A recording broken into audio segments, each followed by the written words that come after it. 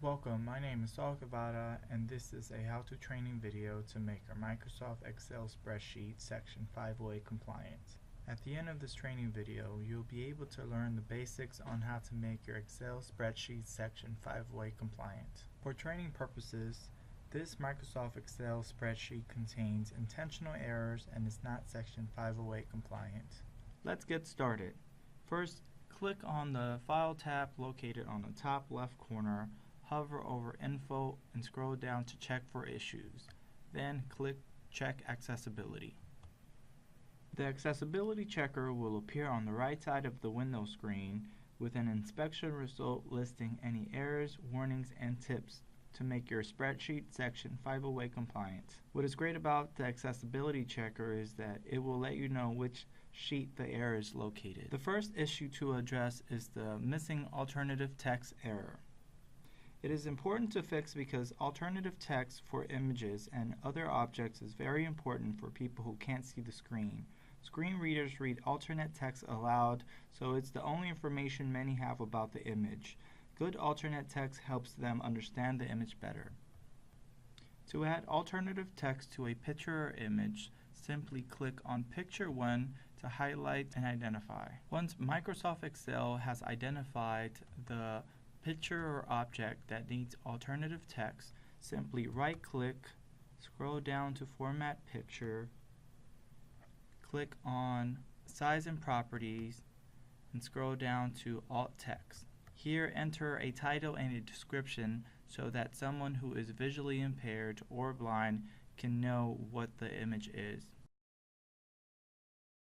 Once you've added a title and a description, the Accessibility checker will automatically remove the error. So if you look to the left, the missing alternative text issue is no longer there, which means it's been resolved. Moving on to the next issue to address is the merged cells under warnings. There is a total of 5 cells that need to be reviewed. Merged cells are important to fix because spreadsheets should have a simple structure so that they can be easily navigated and understood by people with disabilities. Merged cells cause a screen reader to navigate in unexpected ways, such as repeating or skipping rows. Down here you will find additional information to fix the merged cells warnings. Now click on the first merged cells warning to identify and highlight. Second, scroll up to the Home tab and click Merge and Center. Next, make sure to align the text so that it is centered.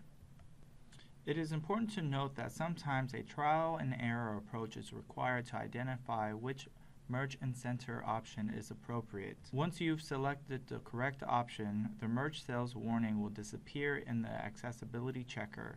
Now repeat the same steps for the remaining 4 merged cells warnings.